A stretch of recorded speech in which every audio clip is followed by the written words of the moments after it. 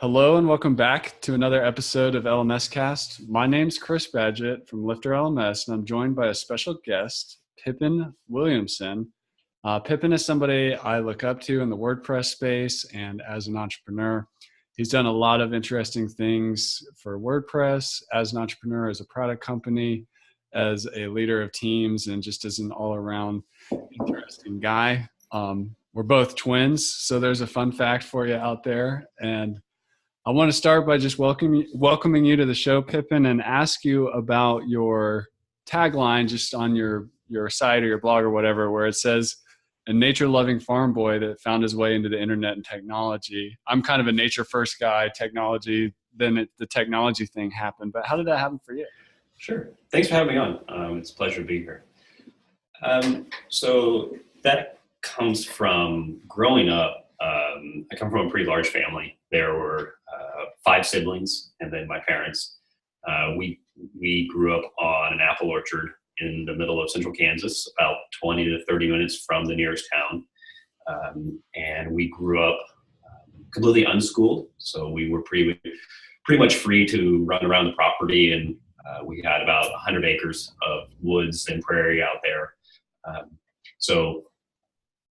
Growing up, I grew up surrounded by nature, encouraged to go out and be outside all day. I preferred to be outside all day. I ran around barefoot most of the time.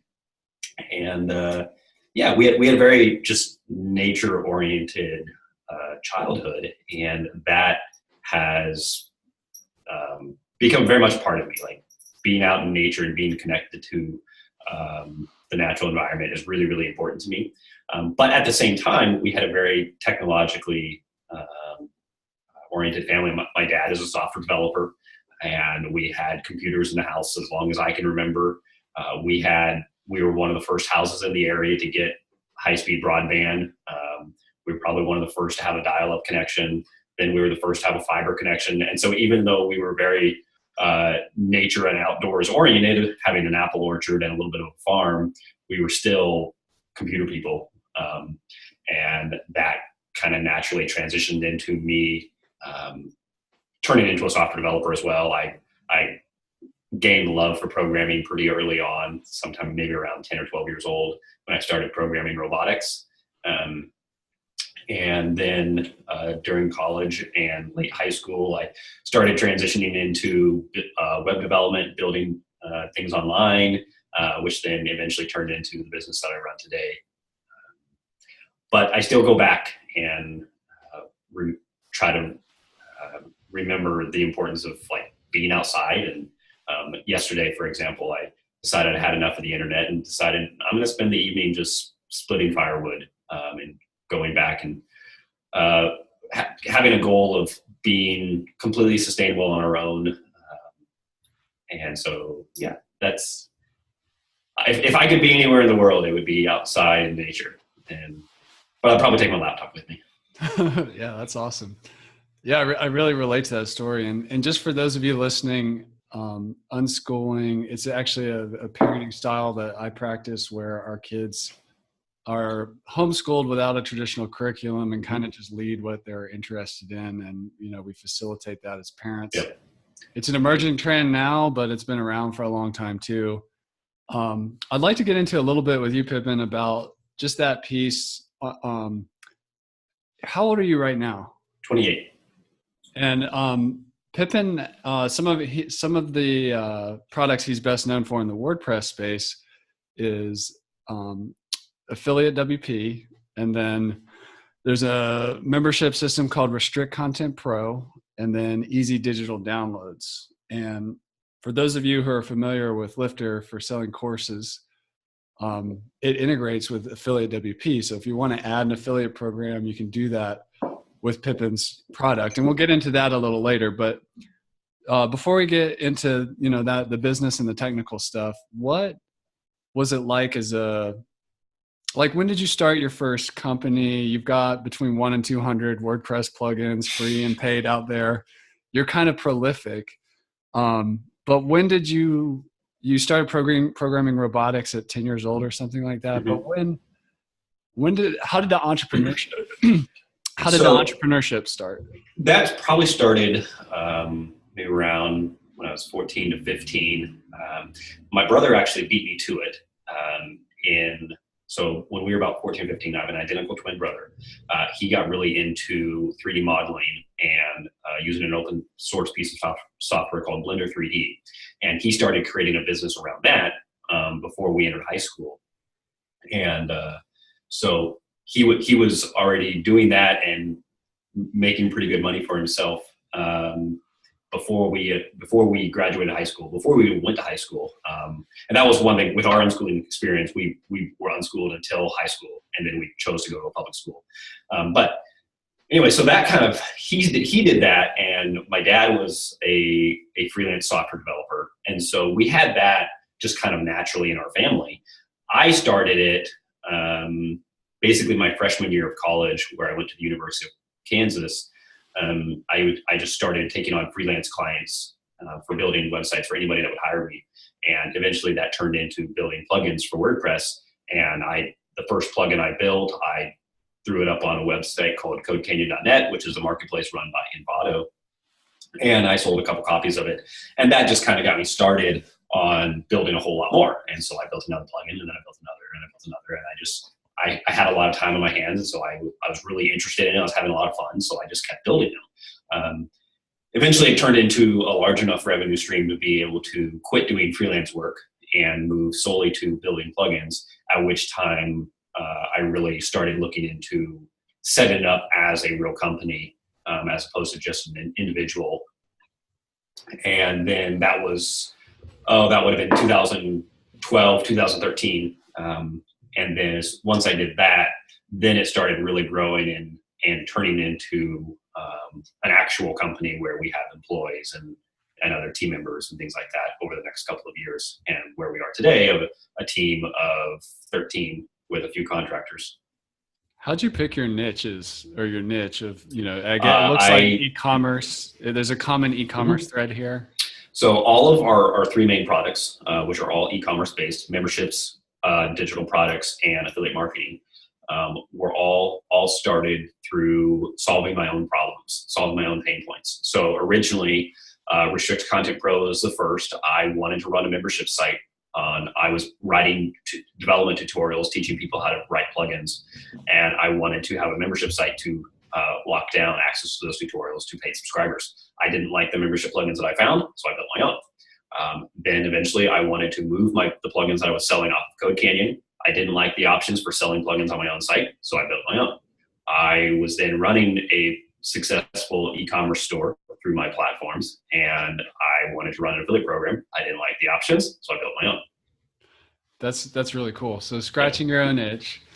Were you at all intimidated by, let's say, going up against an established leader in like the WordPress e-commerce space, like WooCommerce? So when you did easy digital downloads, you just went for it, and it sounds like you were going to go for it anyways because you wanted to build a better mousetrap that solved your exact problems. Did you even care for a second about the competition? Not even remotely.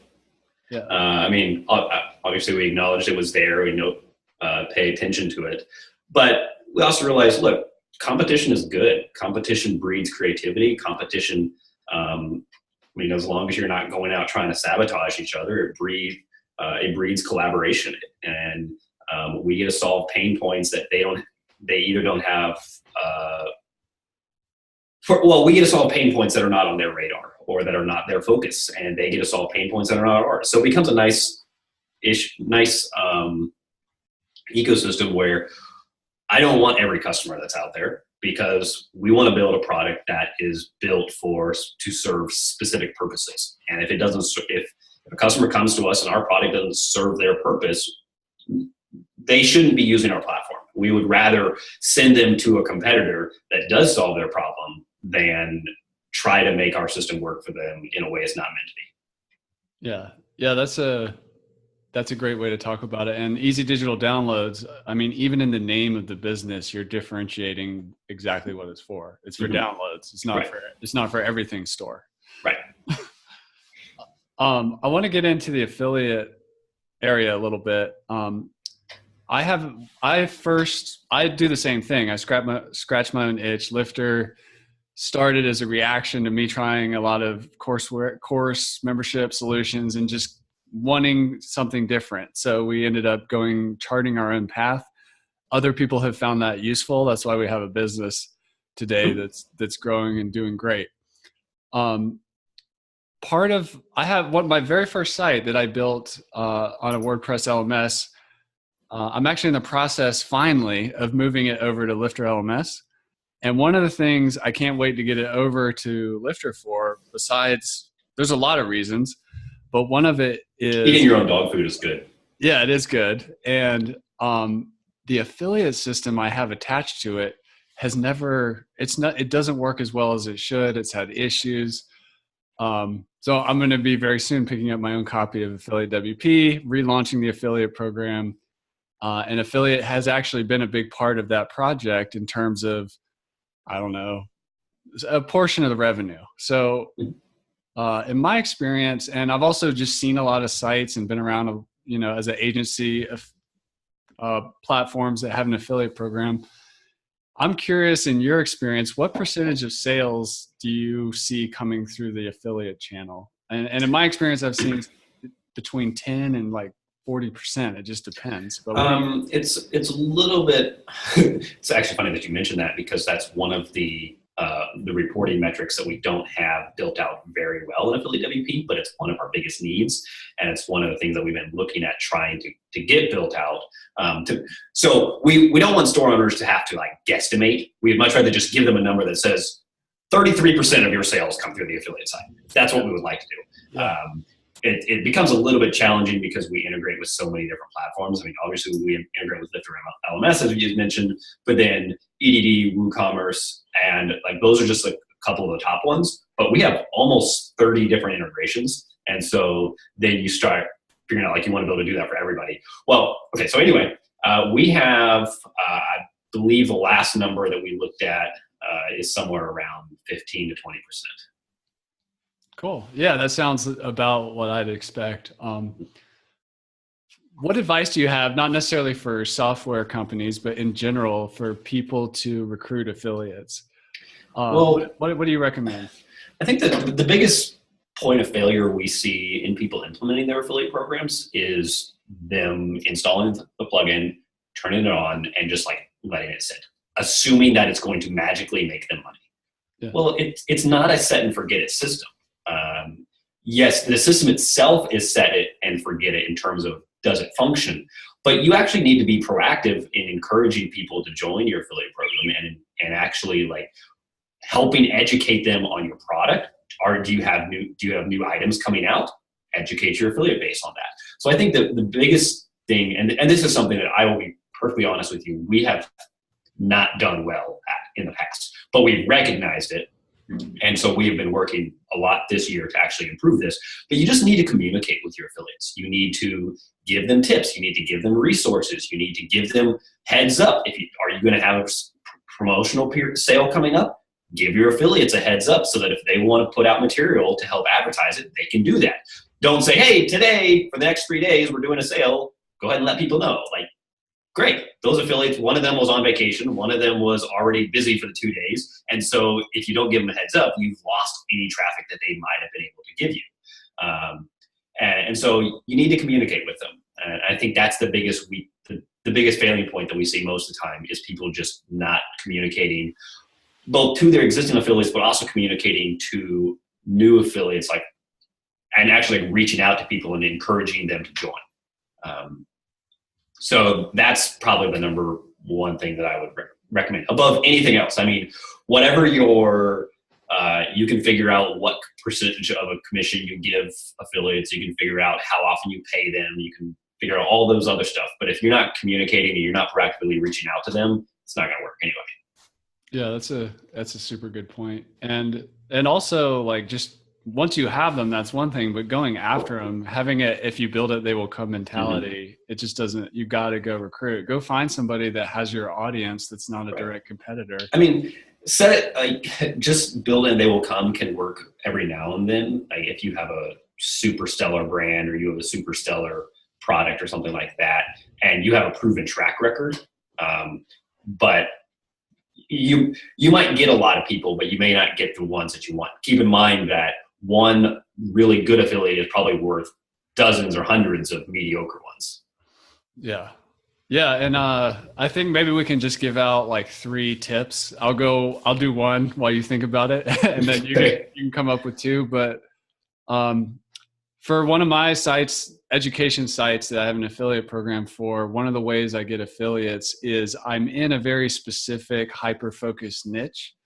So if you Google the niche name plus affiliate program, it's the #1 search result on Google. I wrote a blog post to like introduce the affiliate program, specifically targeting, hey, this niche has an affiliate program, here it is.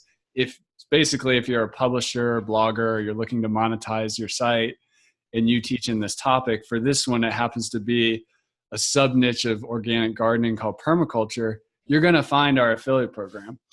And because there's not that many out there, affiliate programs for that niche per se. So that's just one tip is, just introduce it, like write a bunch of content, even just like one nice blog post about it, talking about your niche. Cause there's many bloggers out there who write about that stuff looking to monetize their content. Yeah. I wrote a blog post when we first opened the affiliate program for Easy Digital Downloads. I wrote a blog post on my site basically saying, hey, the affiliate program is up. You're welcome to come join. And we then, maybe 6-9 months after that, we closed it down. Now, we have since reopened it, but immediately after closing it down, I didn't realize that was actually getting a ton of traffic, because I would get emails every single week of like, hey, I can't join. What's up? Like, where can I join? Like, oh, inviting people to join. It works. I think my tip would be to, yes, you want to invite people to join, and because #1, how are people going to know about it if you don't? But simultaneously, be careful with who you let in. Don't just let anybody in just because they said, hey, I would like to help promote you. Because you want to make sure that you're controlling your brand and your reputation. You don't want to have a bunch of really subpar affiliates just dropping spammy links on a bunch of random sites that provide no value to you and potentially actually harm your brand in some way, even if it's in a minor way. So moderate them. Be careful. Be thoughtful on who you do let in and why you let them in. At the same time, be considerate of why are you turning somebody down? Like, is it just because you don't like them? They didn't give you a good enough application? What is it? But just think about that. Don't just assume that everybody that applies is going to be a good affiliate. Yeah. And you already gave another tip, which was it's better to have like one really good affiliate than, like if you're going to just do a couple things, like make sure people can easily find your affiliate program, invest in maintaining the quality. There's all kinds of shady affiliate activity out there that's going to hurt your brand. And then recruit. If you have limited time and resources, go for like one really good affiliate. It's better than 100 ones that aren't. Absolutely. I mean, we have, for each of our brands, we've got 2 or 3 top affiliates, and they easily send 3 to 20 times as much traffic as anybody else. And not just traffic, but actual conversions. So traffic that converted into actual sales. If you're new to affiliate marketing, there's a concept called a super affiliate. What you want is a super affiliate, ideally, or a couple of them or several of them. Well, let's switch gears in the conversation a little bit to just kind of your entrepreneurial side. I know some people look at you and they're like, I want to make sure I'm supporting my kids, and if they want to become entrepreneurial, like what tips do you have for somebody looking to raise entrepreneurial kids or empower them to pursue that if they want to do that? What tips do you have about that? So I think one of the looking back on it, one of the things that my parents did that really encouraged us, well, first of all, was just encouragement of you can do it if you want to. That's pretty important. It's an option. It's an option to pursue anything you want, whether you succeed or fail. You have the option to pursue anything. And so just being open and acknowledging that, yes, in the digital age, especially, that we can Even if we fail, we can try. I think that's really important. Having a mentality that it's okay to fail is good, because I think we tend to, the Silicon Valley model tends to celebrate failure, and I think maybe too much. But at the same time, we need to recognize, like, where did that come from? And it's acknowledging that it's okay to fail. It's like, it's better to try and fail than to not try at all. Doesn't mean that it's a celebration of a failure if you fail, but it's still okay to do that. I think those are some of the big ones. I mean, obviously everybody is in a different position. Some people have a lot more flexibility to try and fail because they're more financially stable than others, or maybe they have some other whatever kind of resources it is that they have. What your resources are really going to determine whether, like, how much flexibility you have. But overall, I think more than anything, it's the mental mindset is really important, of just saying, yes, I am going to try. Yeah, that's good stuff. I think this is related to this in some ways.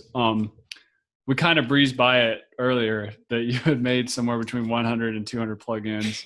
You don't have one product, you have like the three main products. Three main legs to the table. Plus you have started a brewery, is that right? Working on it. So some would call that prolific. How much of it that is personality? How much of that is just you as an entrepreneur? Like what's going on with your prolificness? It's definitely just, a lot of it is my personality. I've always you're a doer. I'm very much a doer. I've always had a lot of projects going simultaneously. I mean, as a kid, as in high school and college, et cetera, I've always had lots of things going on. I think the freedom to be bored is an amazing gift. However, if you are bored, my question is why? Because if you're bored, then obviously you're not doing enough. That's the way that I've always looked at my own mentality. And so if I find myself sitting around bored suddenly, and to me, so I can sit in the evening, I can go veg out and watch Netflix for 2 hours. To me, that is very different than being bored and watching Netflix as a result of being bored.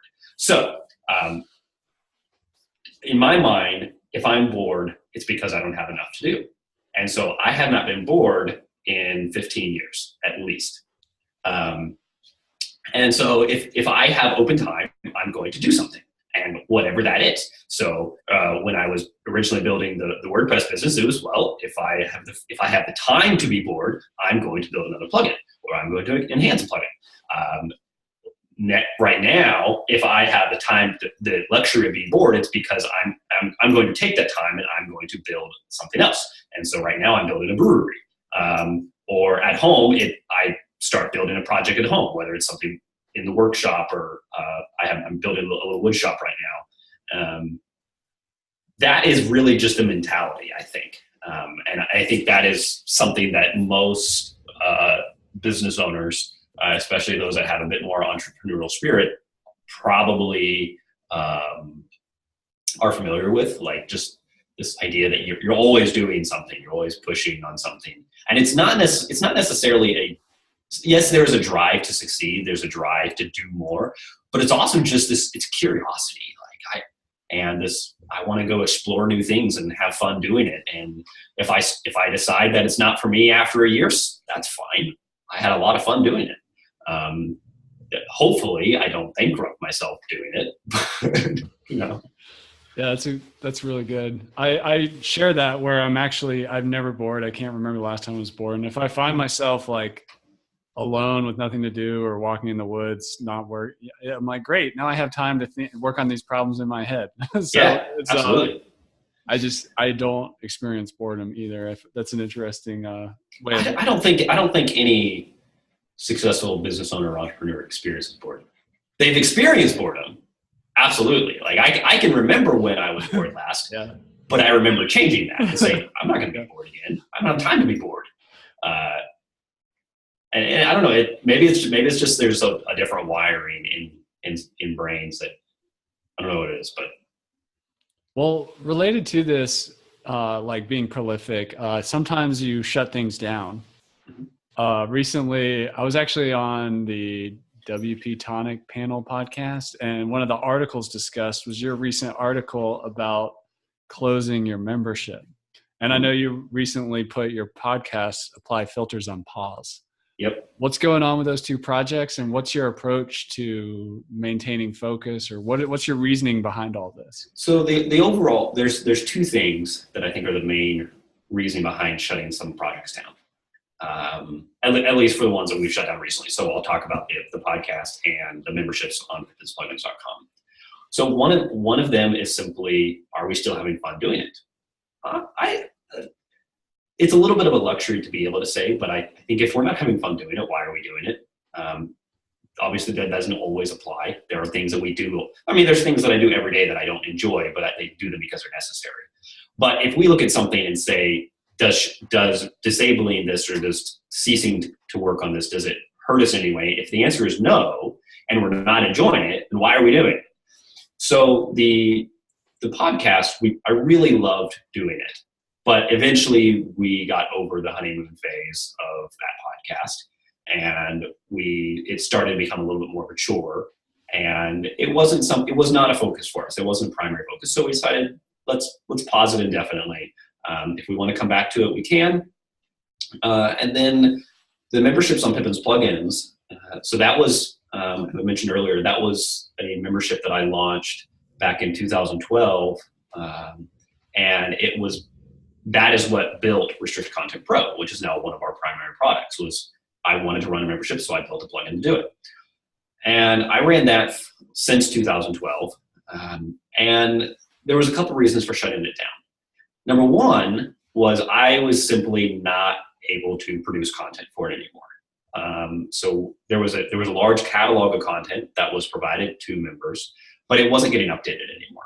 And I could not justify continuing to accept payments from people if I was not going to be producing any new content.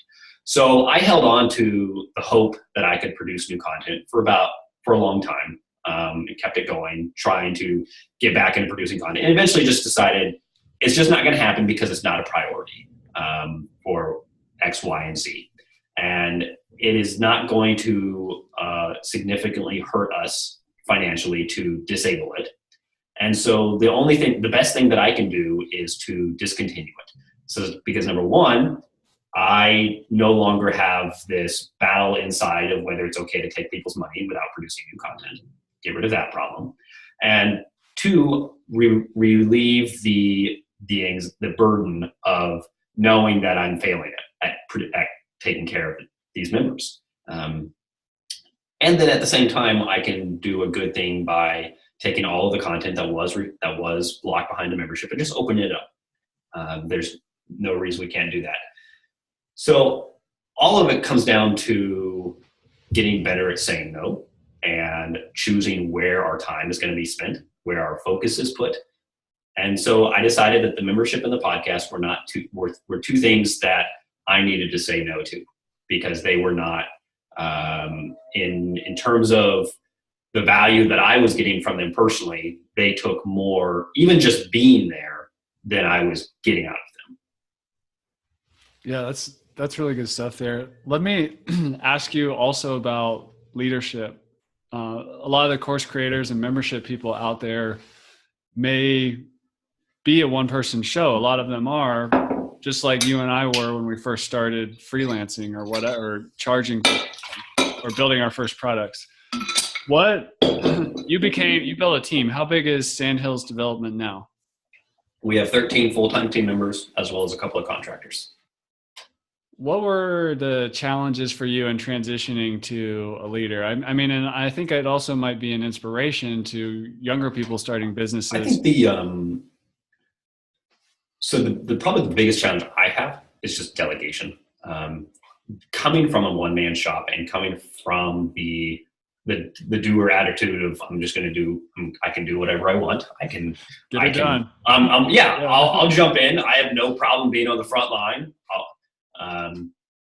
It was a natural challenge for me to let go of doing certain things and delegating those out. And so a lot of our initial team members that came on either did complementary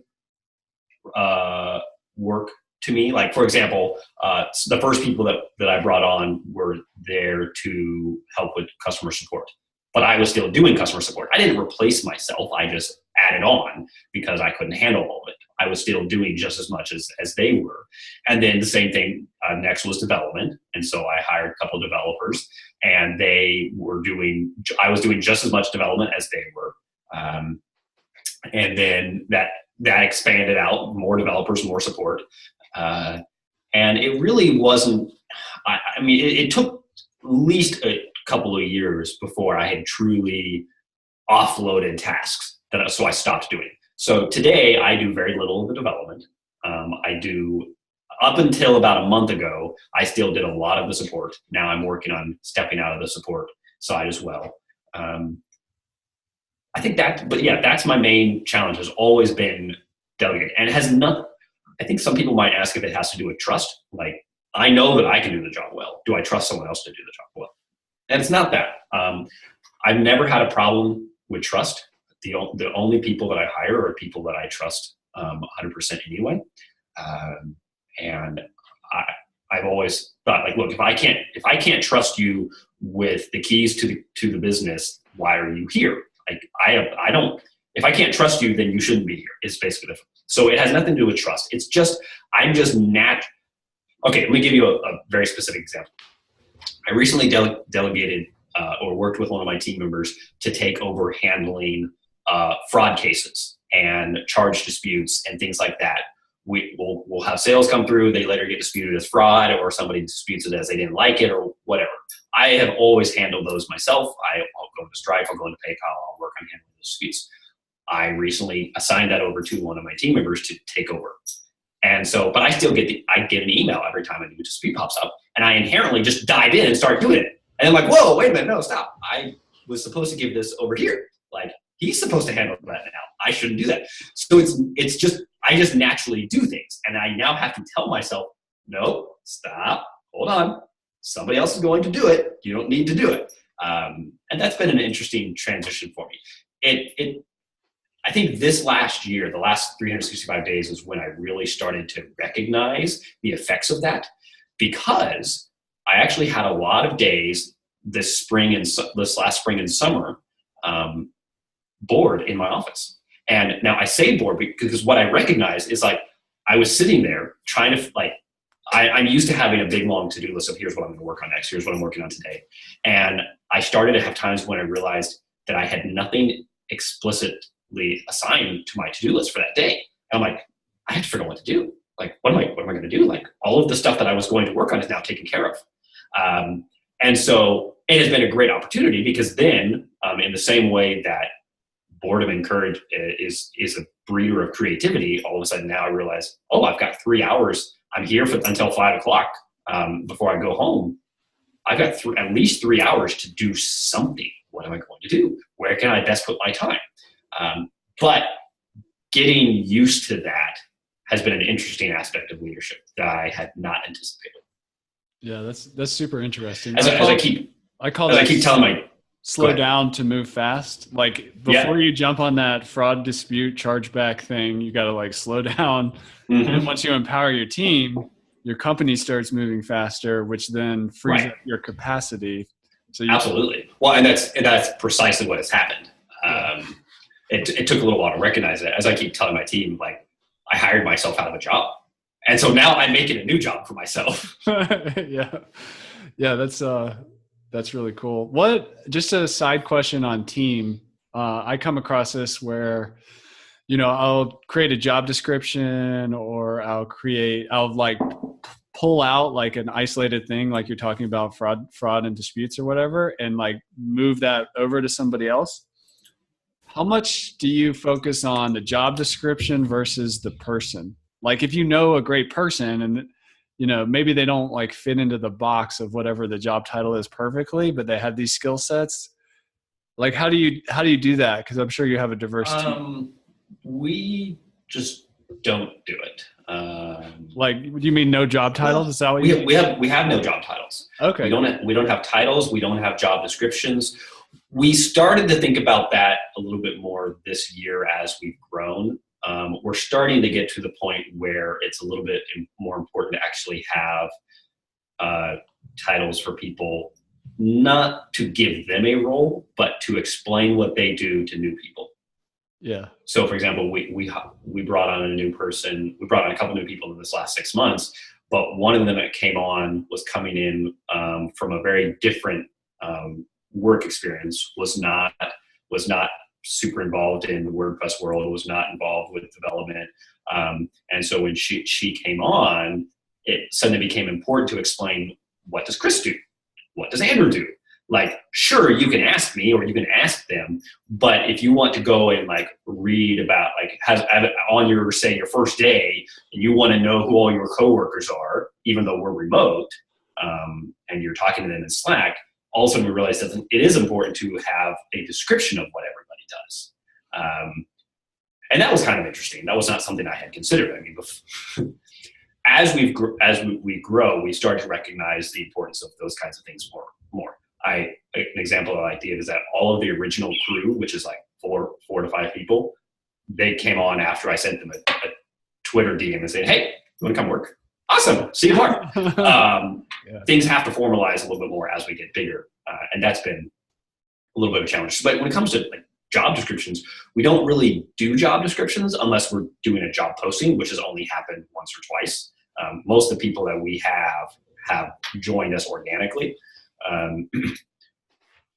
But everybody that we bring on it's made known that they have the flexibility to do anything they want in the company. We will bring them on for a specific role or for a specific job. And sure, we could give that a job description, but they have the flexibility to move within the company. So if they come in doing customer support and recognize that they really enjoy a different aspect of this thing, they have the freedom to move over there and make themselves the most valuable as they can, where their skills can be put to the most use. If that means that they move from customer support to marketing, or they move from customer support to development, that's great. Because honestly, if you're better in dev than you are customer support, I don't want you in customer support anymore. I mean, I don't want you. Of course, I want you there, but it would be silly to not recognize where the most value is. And so we don't give people set titles or job descriptions, because just because you know how to write code doesn't mean that is your job.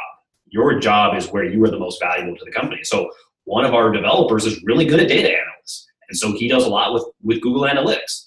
But we don't put Google Analytics in his job description. We don't necessarily just say you're a developer either, because it becomes limiting. I love that. And that's a tweetable there. Your job is, where you contribute the most value to the company. That's a great way to look at it. I do need to ask you one more question before we wrap up. As being a leader in the WordPress community, what is your advice for end users and WordPress companies to navigate the transition with Gutenberg that's coming? I know that's kind of a big question, but what is, there's like, people are just trying to figure out the future and deal with change. Like, what's your take on this whole thing? Well, I have a bunch of different opinions on it. For end users, I think for anybody that's familiar and following it as an end user, be patient. Can I say something bluntly? Sure. Yeah. Shit's gonna break. Yeah. Shit is gonna break everywhere. And this is not because the core team is building something unreliable. It's not because plugin developers build things. It's just that there is a ton of moving parts. If we look at the overall WordPress ecosystem, there's WordPress core, there's all these plugins, there's all these themes, there's all these platforms built on top of it. And the possibility of everything just working perfectly together out of the box is just not gonna happen. I would love to say that's the reality, but it's not. So as Gutenberg comes around, things are going to be a little rough. So be patient. And I think in the end, it will work out well, and it will be beneficial to everybody once the rough edges get smoothed out. As a product creator, one of the challenges is that we don't know what it's going to look like in the end, and so it's a little hard for us to prepare for it at the moment. Sure, there's rough ideas, and we can participate in the development discussions, we can participate in testing, etc. But we're not really sure what the final picture is going to be, and so we can't tell you like this is the way that Easy Digital Downloads is going to be with Gutenberg, because we don't know. Like we won't know for a while. So for end users, you need to be patient, but let us obviously tell people feedback, tell product creators feedback. If you have things that you rely on, plugins, themes, etc., let them know. But yeah, be patient with them.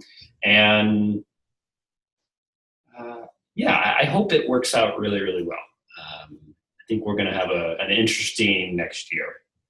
Yeah, and in all that, there's a there's a leadership opportunity. There's new businesses that can be born on the back of this change, and helping people adapt, or it can draw a line in the sand of like that was then, this is now. I mean, any software, a major release when a 2.0, 3.0, 4.0 typically has major changes like this. It's a natural process. So yeah, absolutely.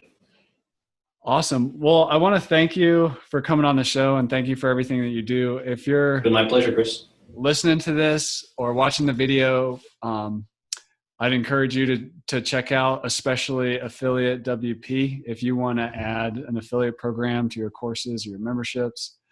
And then just check out all the other stuff that Pippin is up to. You can find him at pippin.com as well. And thanks so much for coming on the show. We really appreciate it, and I enjoyed this conversation immensely. My pleasure.